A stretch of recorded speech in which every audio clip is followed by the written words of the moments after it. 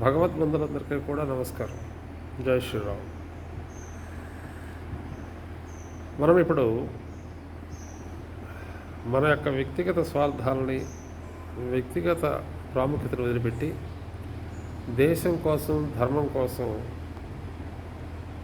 దృష్టి పెట్టాల్సిన సమయం ఆసన్నమైంది.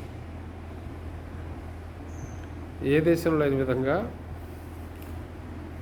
ఒక ఇజ్రాయెల్ మీద దాడి జరిగితే ఇజ్రాయెల్ అంతా దేశం అంతా ఒకటిగా ఉంటే, అమెరికా మీద దాడి జరిగితే అమెరికా అంతా కూడా దేశం అంతా ఒకటిగా ఉంటే, దురదృష్టవశాత్తు భారతదేశంలో మాత్రమే దుర్మార్గం చర్యలు జరిగినా కూడా వాటిని ఖండించకపోగా సపోర్ట్ చేస్తానో, లేకపోతే వాటిని ఖండిస్తూ వారి యొక్క భావజాలంతో మరి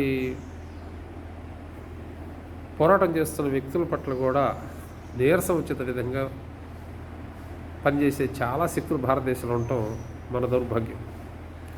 దేశం కంటే వీళ్ళకి వ్యక్తిగత స్వార్థాలు, వ్యక్తిగత ప్రాముఖ్యత ముఖ్యం. సరే, ఇటువంటి జాతిని వదిలేయాల్సిందే. ఈ మహానుభావులు వీలైతే తీసుకెళ్ళే పాకిస్తాన్లోనో, ఆఫ్ఘనిస్తాన్లోనో అక్కడ వదిలేసిస్తే వీళ్ళకి భారతదేశం ఏందో దాని విలువ ఏదో తెలుస్తుంది.